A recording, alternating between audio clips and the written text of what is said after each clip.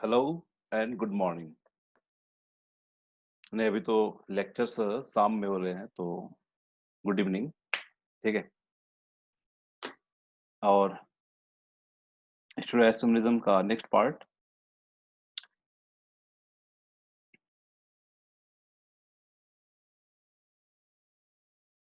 और ये है मेरा Telegram ID, please join. Now coming to our topic. Topic हम आज लेने वाले हैं एप्लीकेशंस ऑफ आइसोमेरिज्म्स। आइसोमेरिज्म के क्या क्या एप्लीकेशन है? ठीक है।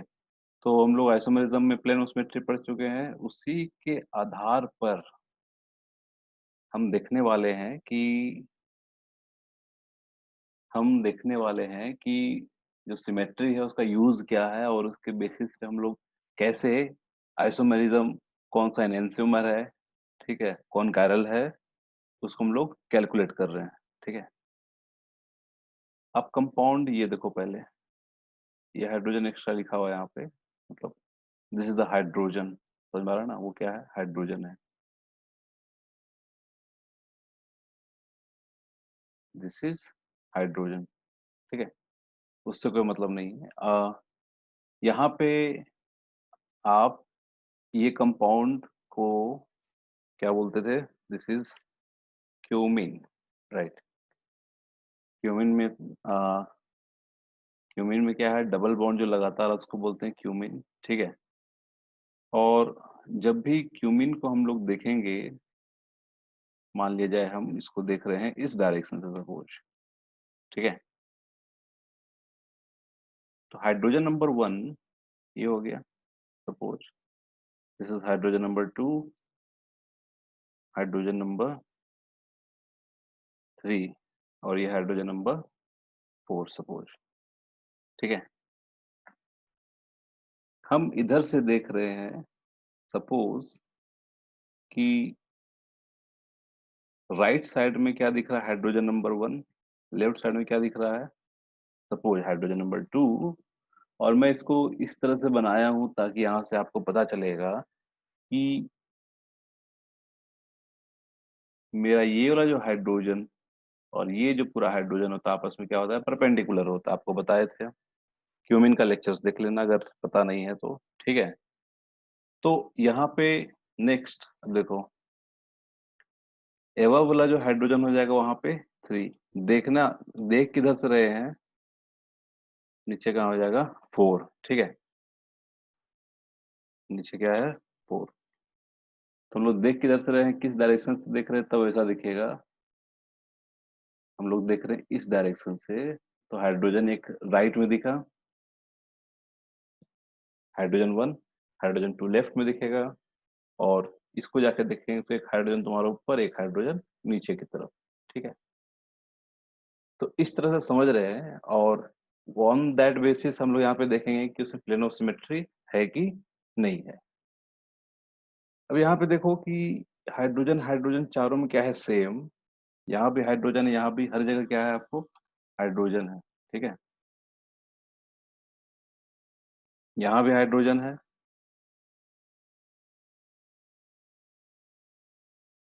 यहाँ भी हाइड्रोजन है, यहाँ भी हाइड्रोजन है, और यहाँ भी हाइड्रोजन है। ठीक है। तो हाइड्रोजन हाइड्रोजन है, तो यहाँ पे सिमेट्री अगर यहाँ से ड्रॉ करेंगे तो एक सिमेट्री मिल जाएगा। ठीक है। तो यहाँ पे क्या है? एक प्लेन ऑफ सिमेट्री है, यहाँ तक पहुंच गए हैं। यहाँ पे क्या है? प्लेन ऑफ सिमेट्री है। करेक्ट हो गया। अब उसी बेसिस पे हम इसको देखते हैं। क्या उसमें सेंटर ऑफ सिमेट्री है? नहीं है। क्यों नहीं है? ध्यान देना इसको। क्योंकि ध्यान दो, सेंटर ऑफ सिमेट्री के लिए हम क्या करेंगे? H1 से H3 को कंबाइन करेंगे, H4 को H2 से कंबाइन करेंगे, तो ये आपको सेंटर से पास नहीं होगा। फिर से ध्यान दो, इसको मिटा देते हैं सारे को। 1 2 3 वाला कॉन्सेप्ट क्लियर हो गया होगा।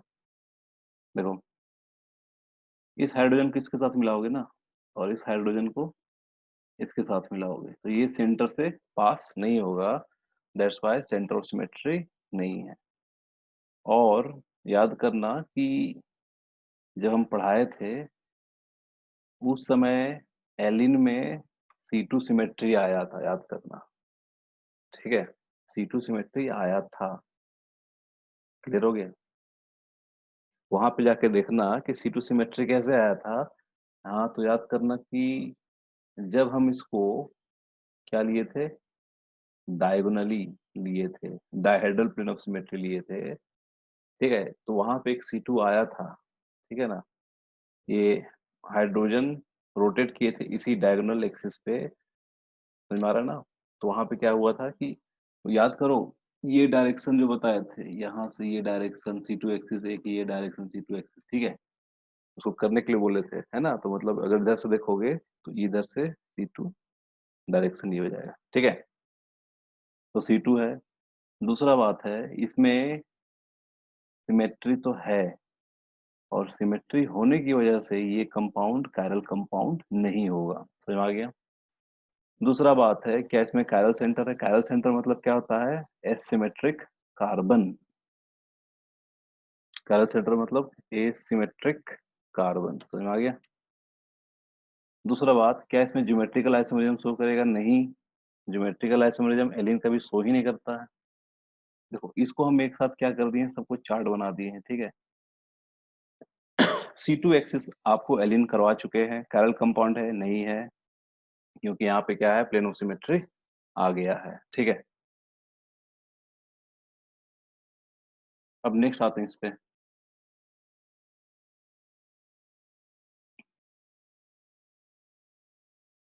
इधर से देखना है, इसको इधर ही से देखते हैं। ठीक है, सपोज हम इधर से देख रहे हैं।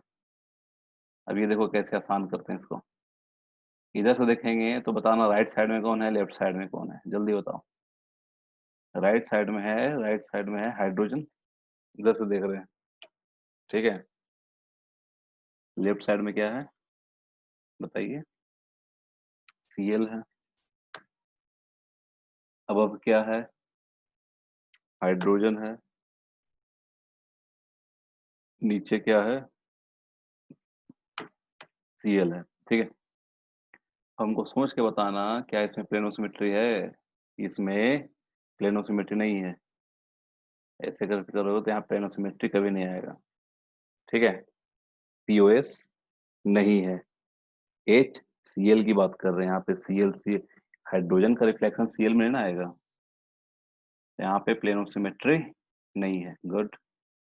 सेंट्रोसिमेट्री है? अरे भाई, यहीं पे सेंट्रोसिमेट्री नहीं मिला तो यहाँ पे मिलेगा ही नहीं। H और Cl, अब यहाँ पे H और Cl से ये तो सेंटर से कभी पास ही नहीं होगा। H और Cl कभी सेंटर से पास ही नहीं होगा, तो सेंट्रोसिमेट्री यहाँ पे नहीं है। ठीक है, C2 एक्सिस है? नहीं है, पक्का नहीं होगा इसमें। C2 सिमेट्री आएगा ही नहीं, आप इसको रोटेट कैसे भी कर लो, C2 सिमेट्री नहीं आएगा। ठीक है, क्या कंपाउंड कायरल है? यस, ये कंपाउंड कायरल है, क्योंकि दिस यहाँ पे कहीं भी प्लेन ऑफ सिमेट्री नहीं हुआ। तो प्लेन ऑफ सिमेट्री या तो सेंटर ऑफ सिमेट्री अगर नहीं होता है, समझ में आ रहा बात, तो कंपाउंड क्या होता है? कायरल कंपाउंड होता है। लेकिन याद रखना है, इसमें कहीं भी पूछे कि कायरल सेंटर है तो बोलेंगे नहीं है। कायरल सेंटर मतलब अभी भी बता दे रहे हैं, कायरल सेंटर का मतलब क्या होता है? Asymmetric carbon. समझ में आ गया ना? Asymmetric, asymmetric carbon. ठीक है, मतलब चारों ग्रुप क्या होने चाहिए? अलग अलग एक ही कार्बन पे। क्या ज्योमेट्रिकल आइसोमरिज्म शो करेगा? कभी नहीं, हो ही नहीं सकता है ज्योमेट्रिकल आइसोमरिज्म शो करेगा। ठीक है, एलिन के केस की बात कर रहे हैं। अब देखो, इस कंपाउंड में देखो, ये कंपाउंड पूरा प्लेनर हो गया, बताए थे। ठीक है, इसमें हर चीज चेक कर लो, क्या प्लेन ऑफ सिमेट्री है? यस। मॉलिक्यूलर प्लेन है? यस। मॉलिक्यूलर प्लेन में प्लेन ऑफ सिमेट्री मिल जाएगा, क्योंकि पूरा मॉलिक्यूल क्या है, प्लेनर है। सेंटर ऑफ सिमेट्री है? नहीं। सेंटर ऑफ सिमेट्री कैसे निकालोगे? क्लोरीन, क्लोरीन से अगर देखते हैं यहाँ से तो ये तो पास होगा ही नहीं सेंटर से, सेंटर ऑफ सिमेट्री नहीं है। ठीक है, वेरी गुड। C2 है? ऑफ कोर्स C2 है। कैसे रोटेट करेंगे इसको? इसको रोटेट करेंगे इस डायरेक्शन में तो आपको C2 मिल जाएगा। क्लियर हो गया? C2 है। कायरल कंपाउंड है? बिल्कुल नहीं, कायरल कंपाउंड नहीं है ये। क्यों नहीं है? क्योंकि प्लेन ऑफ सिमेट्री आ गया। तो कायरल सेंटर है, नहीं है। क्या ज्योमेट्रिकल आइसोमेरिज्म शो करेगा? यस, सीस और ट्रांस ज्योमेट्रिकल आइसोमेरिज्म ये शो करेंगे। ठीक है, तो इसको बार बार वीडियो को देख लेना, मतलब इसको समझना ज्यादा इंपॉर्टेंट है। ठीक है, नेक्स्ट है ये कंपाउंड्स को देखते हैं। सपोज मैं जैसे बोल रहा हूँ वैसे लिखना। ठीक है, देखो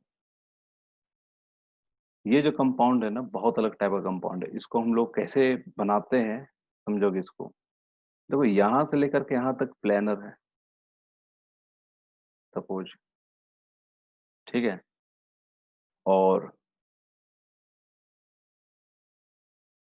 ये कार्बन भी sp2 है, ये कार्बन भी क्या है, sp2 है। इसको समझोगे पहले। ठीक है, दोनों कार्बन क्या है, sp2 है। तो ऐसा करते हैं कि ये जो दिख रहा है आपको साइकिल, सपोज ये जो साइकिल दिख रहा है ना, इसको हम ऐसा करते हैं, पूरा इसको प्लानर समझ लेते हैं, सपोज। ठीक है, और ये जो दिखाया जा रहा है वेज, ये जो दिखाया जा रहा है, ये समझिए आपके सामने है। ठीक है, इन फ्रंट ऑफ यू, पूरा मतलब प्लेट जैसा रखा हुआ है, इन फ्रंट ऑफ यू। ठीक है, प्लेट देखे हो ना, प्लेट के जैसा सामने रखा हुआ है ऐसे, आपके सामने वेज ऐसे। ठीक है, तो हाइड्रोजन क्लोरीन भी अगर इस तरह से पूरा मॉलिक्यूल अगर प्लेनर है, तो हाइड्रोजन क्लोरीन को भी ऐसा करते हैं, इसको प्लेनर बना देते हैं।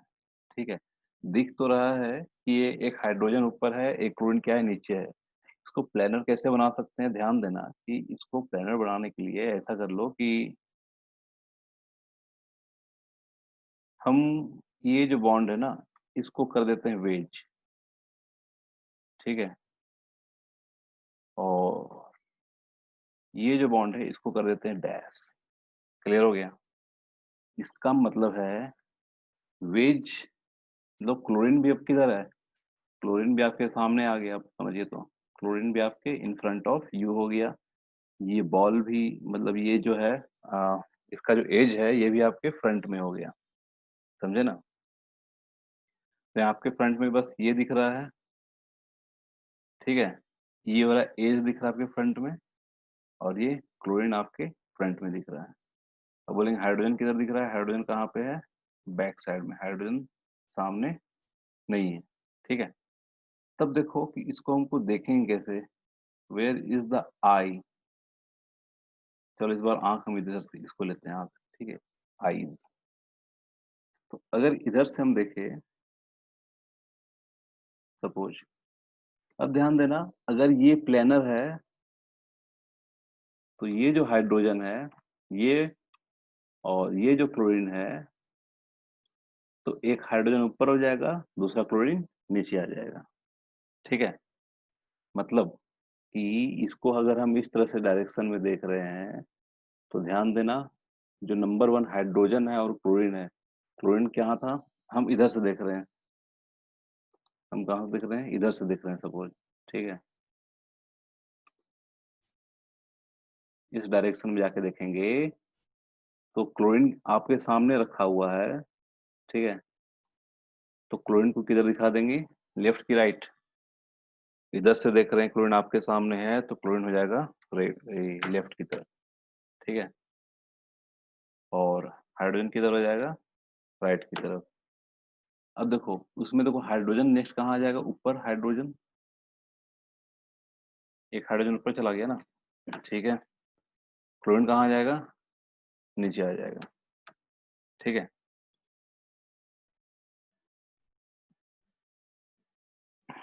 ये एक सिस्टम लिए हुए हैं कि कैसे इसको हम लोग देखना है। समझ में आ गया ना? फिर से देखो इसको, हम पूरा जो कंपाउंड है, मतलब ये जो साइक्लोहेक्सेन है, साइक्लोहेक्सेन को प्लानर ले लिए है, मतलब कि ये आपके सामने मतलब रखा हुआ है। ठीक है, यहाँ पे पूरा जो कार्बन sp2 कार्बन है, ठीक है, इसकी वजह से ये बॉन्ड क्या है, sp2 है। ठीक है, लेकिन ये sp2 तो नहीं है। यहाँ पे हाइड्रोजन एक ऊपर होगा, एक क्लोरीन नीचे होगा, ठीक है। अब ध्यान देना है कि अगर हम इधर से देखते हैं, सपोज इधर से देख रहे हैं हम लोग, और यहाँ से अगर देखेंगे तो क्लोरीन को हम ऐसा कर लेते हैं, क्लोरीन को ले लेते हैं, क्लोरीन सपोज यहाँ पे है वेज में, ठीक है, और हाइड्रोजन कहाँ पे है मान लिया जाए, डैश में है, ठीक है। अब यहाँ पे ध्यान देना ये है कि देख रहे हैं उस डायरेक्शन, देखो वेज और डैश, वेज के अनुसार से हम देख रहे हैं तो क्लोरीन किधर हो जाएगा, लेफ्ट में, ठीक है, तो क्लोरीन कहाँ लिख दिए हैं, लेफ्ट में, ठीक है, और हाइड्रोजन किधर हो जाएगा, राइट साइड में, ठीक है, hydrogen that is in the right side. उसके अराउंड में देखोगे कि हाइड्रोजन क्लोरीन यहाँ पे हम इसको चेंज नहीं किए हुए हैं, ठीक है, हाइड्रोजन क्लोरीन यहाँ पे चेंज नहीं किए हुए हैं कि ये जो हाइड्रोजन क्लोरीन है ये sp3 है, और हाइड्रोजन एक ऊपर होगा, एक क्लोरीन कहाँ होगा, नीचे की तरफ होगा, ठीक है। ये चीज समझना बहुत इंपॉर्टेंट है, ठीक है ना, क्योंकि ये चीज समझ में आ गया तो बाकी तुम लोग आराम से कोरिलेट कर लोगे, ठीक है। अब देखो, अब आते हैं कि क्या इसमें प्लेन ऑफ सिमेट्री मिल रहा है, बिल्कुल नहीं। अगर इसको जरा इसको कोरिलेट कैसे करेंगे हम लोग, याद करना एलिन का केस था, एलिन के केस के जैसा ही इसको कोरिलेट करेंगे। दूसरा चीज, प्लेन ऑफ सिमेट्री है, नहीं है, सेंटर ऑफ सिमेट्री है, नहीं है, C2 है, नहीं है, एलिनोला याद करो, सारा वही है एलिनोला। क्या कंपाउंड कैरल है, यस, प्लेन ऑफ सिमेट्री नहीं है, काला सेंटर है, नहीं है, ज्योमेट्रिकल आइसोमेट्री करेगा, नहीं करेगा, मतलब सिस ट्रांस ये कभी सो ही नहीं कर सकता है, ठीक है, क्लियर हो गया। एंड अब हम देखते हैं इस कंपाउंड की वजह, इधर से देखते हैं हम लोग, सपोज यहाँ से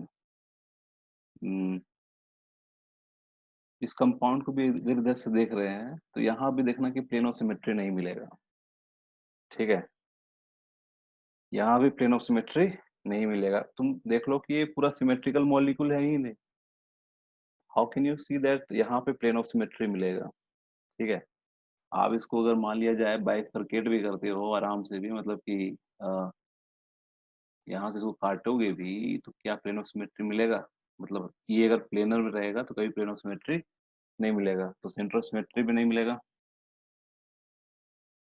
ठीक है, तो प्लेन ऑफ सिमेट्री नहीं मिला, सेंटर ऑफ सिमेट्री नहीं मिला, C2 होगा, होगा ही नहीं, कैरल कंपाउंड है, यस, प्लेन ऑफ सिमेट्री नहीं है, कैरल सेंटर है, जहाँ पे कैरल सेंटर क्यों नहीं था ये भी तो कैरल सेंटर हो सकता था, लेकिन ध्यान देना कि मेरा जो ये कंपाउंड है ना, ये पूरा सिमिलर यहाँ तक चला गया, इसी तरह से ये सिमिलर यहाँ तक चला गया, तो ये वाला पार्ट कभी भी कैरल सेंटर हो नहीं सकता है, याद करो मैं ये सब चीज बता चुका हूँ। लेकिन ये कैरल सेंटर होगा क्योंकि, क्यों होगा ये, क्योंकि हम इधर देख रहे हैं, इधर अल्काइल ग्रुप का नेचर अलग हो जाएगा, समझ रहा बात ना, इधर अल्काइल ग्रुप का नेचर अलग हो जाएगा, जिसकी वजह से this will become the chiral centre, ठीक है, कायरल सेंटर होगा, यस, ज्योमेट्रिकल आइसोमेरिज्म शो करेगा, यस, ज्योमेट्रिकल आइसोमेरिज्म कैसे शो करेगा मैं बता रहा हूँ, याद करना, इसमें EZ वाला कॉन्सेप्ट लगाना, तब समझ में आ जाएगा कि ज्योमेट्रिकल आइसोमेरिज्म शो करेगा या नहीं, ठीक है। EZ कैसे, ध्यान देना कि ये A है, ये B है, ये अल्काइल ग्रुप A हो जाएगा, ये पूरा अल्काइल ग्रुप क्या हो जाएगा, B हो जाएगा, क्योंकि they have the different alkyl groups nature, ठीक है।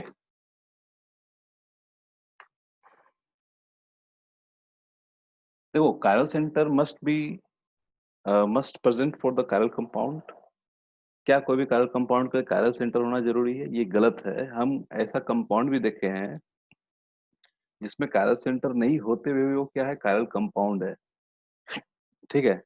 जैसे एलिनोला कंपाउंड जो अभी दो स्लाइड पहले किए थे, एलिनोला कंपाउंड में क्या था कि कायरल सेंटर नहीं था, लेकिन वो क्या है, कायरल कंपाउंड है, ठीक है। तो ये जरूरी नहीं है कि कायरल सेंटर होगा तो वो कंपाउंड कायरल होगा, ठीक है। दूसरा चीज, all single chiral centre containing compound और कायरल, यस। कोई भी कायरल सेंटर मतलब क्या हो गया, एसिमेट्रिक कार्बन। एसिमेट्रिक कार्बन मतलब उसमें कभी सिमेट्री आएगा ही नहीं, सिंगल सेंटर वाला बात बोल रहे हैं। अब मल्टीपल सेंटर की जब बात करते हैं, मतलब मोर देन वन सेंटर, क्या वो कायरल कंपाउंड होगा? नहीं हो सकता, वो क्या हो जाए, मेसो हो जाए। ठीक है, समझ में आ रहा है बात? मेसो कंपाउंड हम देखे थे जहाँ पे कायरल सेंटर होते हुए भी प्लेन ऑफ सिमेट्री हो जाता था, जिसकी वजह से वो कायरल कंपाउंड नहीं होता था। ठीक है। स्टीरियोकेमिस्ट्री ऑफ बाइफिनाइल है बहुत इजी, देखो देखने में मजा आ जाएगा तुम लोग को। ध्यान देना है कि जब ये बेंजीन होता है, बेंजीन में ध्यान देना, जब हाइड्रोजन हाइड्रोजन रहेगा तो क्या होगा, ये को प्लेनर होगा, मतलब एक ही प्लेन में एग्जिस्ट करेगा, और इसमें क्या होगा, प्लेन ऑफ सिमेट्री होगा। और प्लेन ऑफ सिमेट्री अगर होता है, इसका मतलब है वो कायरल कंपाउंड नहीं होगा। तो नाउ दिस इज एक कायरल, या तो बोल सकते हो एक कायरल कंपाउंड है ये। ठीक है, एक कायरल कंपाउंड है। लेकिन जब क्या होता है ना कि हम यहाँ पे स्टेरिक हिंड्रेंस, मतलब स्टेरिक हिंड्रेड ग्रुप अगर लगा देते हैं, स्टेरिक हिंड्रेंस बढ़ जाता है। और स्टेरिक हिंड्रेंस बढ़ाने के लिए कौन कौन से ग्रुप हैं, ध्यान देना, उसका साइज क्या होगा, बड़ा होगा। NO2 ग्रुप हो गया, SO3H हो गया, आयोडीन हो गया, ब्रोमीन हो गया, क्लोरीन हो गया, NMe2 हो गया। जिसके चलते ये देखो, ये रिंग और ये रिंग आपस में क्या हो गया, परपेंडिकुलर। ठीक है, और परपेंडिकुलर हो जाने की वजह से ध्यान देना, मतलब अगर मान लो हम इसको इधर से देखते हैं, सपोज देखो यहाँ पे ना भाई, देखने वाला कॉन्सेप्ट ही हम लगा रहे हैं हर जगह। ठीक है, अगर इधर से हम देखते हैं तो कैसा दिखेगा ये कंपाउंड, ध्यान देना, ऐसे करके ले जाएंगे। ठीक है, तो यहाँ पे बी बताओ, बी लेफ्ट में होगा कि राइट में होगा? मतलब बी तुम्हारा राइट में होगा, अगर उधर बी तो उधर चला गया है ना, बी तुम्हारा राइट में होगा, ए तुम्हारा कहाँ होगा, लेफ्ट में होगा। ऊपर में क्या होगा, ए होगा, नीचे क्या होगा, बी होगा। बी तो राइट में होगा ना, इधर से देख रहे हैं तो बी तुम्हारा कहाँ होगा, राइट में होगा। ठीक है, B is in the right, A कहाँ हो गया, लेफ्ट में, इधर से देख रहे हैं तब। ठीक है,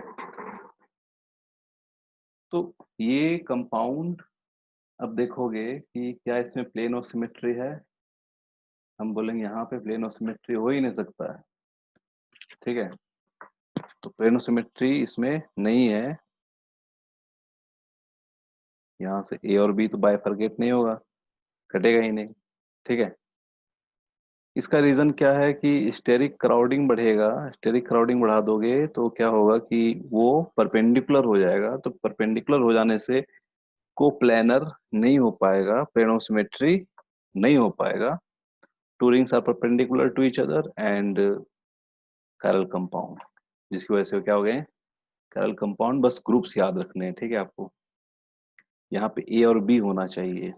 ठीक है, समझ में आ रहा है ना, यहाँ पे ए और बी होना चाहिए, ए ए नहीं होना चाहिए। समझ में आ गया? ऐसा नहीं कि यहाँ पे हम ए लिख दिए हैं, बी को हटा करके यहाँ पे ए लिख दिए, गलत हो जाएगा। दोनों साइड सेम आ गया ना। ठीक है, ए बी होना चाहिए, मतलब ये सिस ट्रांस जैसा ही। ठीक है, देखो अब क्वेश्चन होता है कि how to find total number of stereo isomer. कैसे हम total number of stereo isomer को फाइंड आउट करेंगे, मतलब क्वेश्चन आता है total number of stereo isomer क्या होते हैं। सपोज केस वन है कि all the stereo isomer are unsymmetrical. अगर मान लो सारे स्टीरियो आइसोमर क्या है, अनसिमेट्रिकल है, मतलब उसका स्ट्रक्चर अनसिमेट्रिकल है, तो फॉर्मूला लगाएंगे total SI that is equal to the power N. यहाँ पे एन क्या है, नंबर ऑफ कायरल सेंटर, या तो number of alkene with so geometrical isomerism. याद करो कि जो अल्किन ज्योमेट्रिकल आइसोमेरिज्म शो करता था, वो भी स्टीरियो आइसोमेरिज्म शो करता है। बात समझ में आ गया ना? या तो नंबर ऑफ एलिन, एलिन जो कि अनसिमेट्रिकल होंगे, मतलब जिसमें प्लेन ऑफ सिमेट्री नहीं होगा, तो वो शो करेगा। या तो number of spiro number of spiro compound, ये एफ होगा, ठीक है। Number of spiro compound with unsymmetry, मतलब स्पाइरो कंपाउंड भी देता है, लेकिन हम उसका एग्जांपल बाद में करेंगे, ठीक है। क्वेश्चन देख लेते हैं, बहुत इजी है ये भी। देखो, इससे पहले क्वेश्चन था, उसको देख लेते हैं। देखो, यहाँ पे कैरल सेंटर कितना है, इसमें से पता करना है, फॉर्मूला में से। याद करो, two to the power N बोला गया है, नंबर ऑफ कैरल सेंटर, यहाँ पे कैरल सेंटर कितना हो गया, एक। तो two to the power one हो जाएगा, two to the power one is equal to कितना हो जाएगा, two to the power one is equal to कितना हो जाएगा, टू, ठीक है। ये एक आंसर आ गया। इसको अभी अभी ये सब चीज को आराम से करना है, ठीक है। मतलब ये चीज को समझना जरूरी है, ठीक है। ये चीज समझ जाएंगे तो परमानेंट फिक्स हो जाएगा। अब परमानेंट अगर फिक्स हो गया तो आगे जाकर के दोबारा क्लास करना, दोबारा समझने की जरूरत नहीं पड़ेगी, ठीक है। देखो, नेक्स्ट है क्वेश्चन नंबर वन में। देखो कि याद करो, वहां पे अल्किन का डबल बॉन्ड भी था, तो अल्किन का डबल बॉन्ड को भी कंसीडर करना है। तो two to the power N, N is equal to कितना हो गया, वन। जी आई कितना शो करेगा, two. Two to the power one is equal to two, ठीक है। फॉर्मूला में हमेशा लेके चलेंगे तुम लोगों को, ठीक है। देखो यहाँ पे था ना, number of alkene which so geometrical isomerism, ऐसा अल्किन को पकड़ना है जो कि ज्योमेट्रिकल आइसोमेरिज्म को शो करे। अब ऐसा अल्किन भी मत पकड़ लेना कि जो ज्योमेट्रिकल आइसोमेरिज्म को शो नहीं करेगा। याद करो, ये ज्योमेट्रिकल आइसोमेरिज्म को शो करेगा, ठीक है। क्वेश्चन नंबर टू में देखो, ये अल्किन ज्योमेट्रिकल आइसोमेरिज्म को शो करेगा, क्लियर हो गया। और साथ ही साथ यहाँ एक कायरल सेंटर भी मिल गया। याद करो, प्लस करना पड़ता था वहां पे, ठीक है। याद करो, नंबर ऑफ कायरल सेंटर वाला मिल गया था एक, कायरल सेंटर मिल गया था, और दूसरा मिल गया क्या, नंबर ऑफ अल्कीन विच सो जी आई। तो एन का वैल्यू वन प्लस वन कितना हो जाएगा sir, is equal to two, ठीक है। तो two to the power two is equal to कितना हो गया, फोर। अब हम फॉर्मूला पे नहीं ले जाएंगे, अब तुम लोग को याद हो जाएगा। ये एलिन वाला कंपाउंड है, ये तुमको ज्योमेट्रिकल आइसोमेरिज्म नहीं शो करता है, दिस ये शो करता है ऑप्टिकल आइसोमेरिज्म। अनसिमेट्रिकल एलिन का ये केस हो गया, ठीक है। इसमें सिमेट्री नहीं है। तो कितना सेंटर है, एक। तो two to the power one क्या हो जाएगा, कितना, टू हो जाएगा। क्वेश्चन नंबर फोर आ जाओ। यहाँ पे देखो, एन का वैल्यू वन, एन का वैल्यू टू, एन का वैल्यू थ्री। ये पूरा क्या शो कर सकता है, ज्योमेट्रिकल आइसोमर। मतलब यहाँ पे ज्योमेट्रिकल आइसोमर को ऐसा करते हैं, उसको हम राइट से टिक लगाते हैं, ठीक है। ये ज्योमेट्रिकल आइसोमर शो कर सकता है। और ऑप्टिकल के लिए हम ऐसा करते हैं, स्टार लगाते हैं। ये स्टार यहाँ दिख नहीं रहा है, एक मिनट, मैं इसको लगा देता हूँ इस साइन से। एक ये हो गया, एक हो गया ये। मतलब राइट वाला साइन दिखा रहा है कि ज्योमेट्रिकल आइसोमरिज्म शो कर सकता है, और जो एरो वाला साइन है वो क्या दिखा रहा है, ऑप्टिकल आइसोमरिज्म शो कर सकता है, ठीक है। तो एन का वैल्यू थ्री हो गया, तो एन का वैल्यू थ्री का मतलब two to the power three is equal to eight. अब देखो, ऊपर वाला कंपाउंड मस्त कंपाउंड है, इसको देख लेते हैं। ये कायरल सेंटर नहीं शो करेगा, this will not show chiral centre, क्योंकि यहाँ पे दोनों क्या हो गया, सेम हो गया, दिख रहा है ना। बहुत अच्छा, पहले देख के पहचान लेना है, ठीक है। चलो, ये हम राइट दिखा रहे, राइट वाला क्या शो कर रहा है, ज्योमेट्रिकल आइसोमेरिज्म। और ज्योमेट्रिकल आइसोमेरिज्म शो कर सकता है, देखो, हाँ, यहाँ पे ये कंपाउंड ज्योमेट्रिकल आइसोमेरिज्म शो कर सकता है। अब देखना है कि ऑप्टिकल आइसोमेरिज्म वाला केस कितना बन रहा है, ठीक है। और ये ऑप्टिकल आइसोमेरिज्म दिखा सकता है, ध्यान देना है, यहाँ बेंजीन भी है। वो ग्रुप छोड़ दो, मतलब यहाँ देखो, इतना ज्यादा स्टेरिक हिंड्रेंस है, इतना ज्यादा स्टेरिक हिंड्रेंस है कि वो क्या हो गया आपस में परपेंडिकुलर हो गया। ठीक है, वो आपस में क्या हो गया है, परपेंडिकुलर हो गया। ठीक है ना, इधर से भी स्टेरिक हिंड्रेंस की प्राप्ति हो रही है, इधर से भी स्टेरिक हिंड्रेंस की प्राप्ति हो रही है, इधर से भी इधर से भी स्टेरिक हिंड्रेंस। समझ में आ गया। और याद करो ये कंपाउंड अभी बताए थे बाइफिनाइल वाला केस है, और स्टेरिक हिंड्रेंस होने की वजह से ये वाला जो हम लगाए हैं ये भी क्या हो जाएगा, ऑप्टिकल आइसोमरिज्म या तो कायरल कंपाउंड। तो टू द पावर कितना हो जाएगा, two the power is equal to 4, two the power 4 that is equal to कितना हो जाएगा, दैट इज इक्वल टू 60। बहुत अच्छा बच्चा।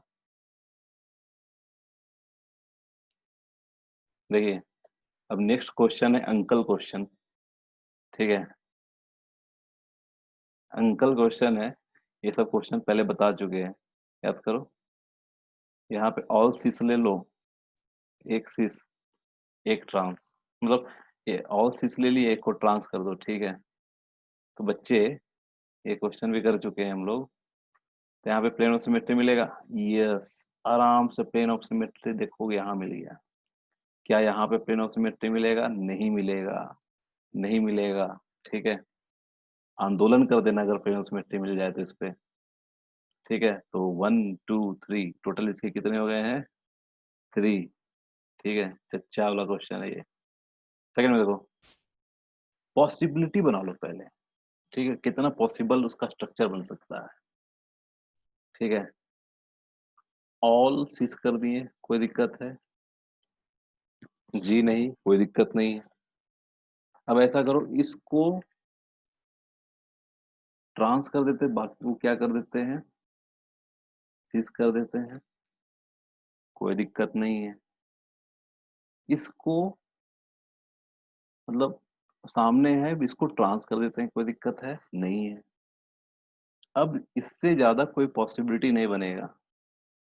ठीक है, अगर बनता है तो तुम देखो कि रोटेशन करने के बाद क्या यही कंपाउंड आ जा रहा है वापस। अब देखो यहाँ पे सिमेट्री वाला केस चेक कर लो भाई।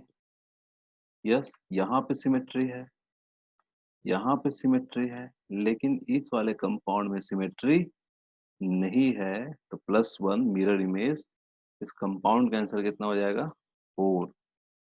ठीक है, इस कंपाउंड में आ जाओ, ऐसा ही होता है क्वेश्चन। ठीक है, अब बोलोगे सर ये सब बहुत इजी हो गया, ये क्लोरीन, ये क्लोरीन, क्लोरीन सबको सीस में ले लो, ले लिए।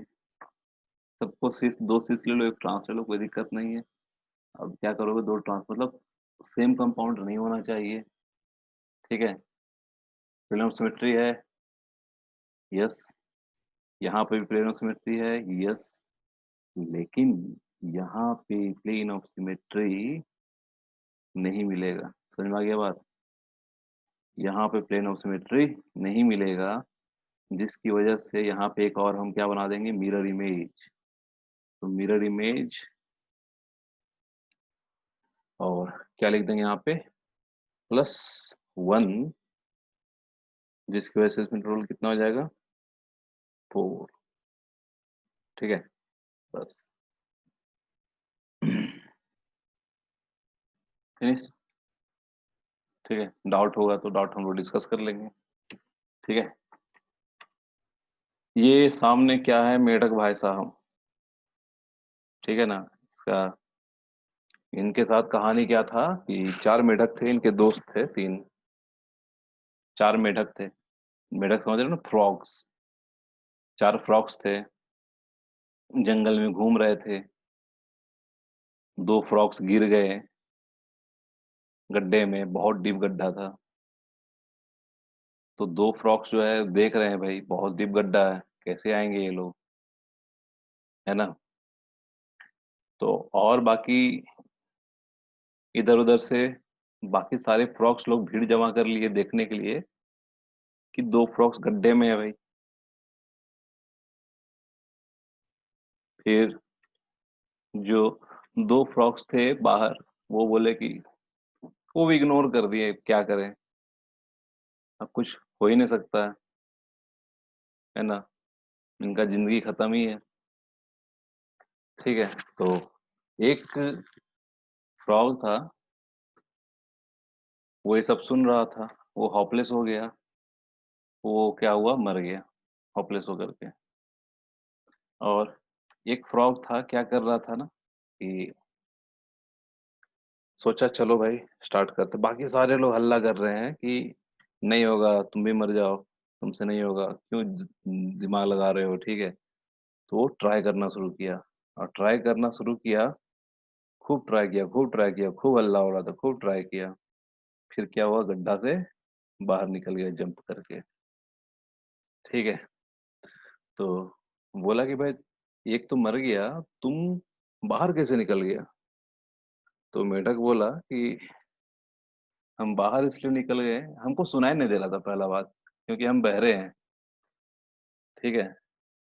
हम बहरे हैं, तो हमको लग रहा था कि आप हमको मोटिवेट कर रहे हो, ठीक है? बोल-बोल करके, ठीक है?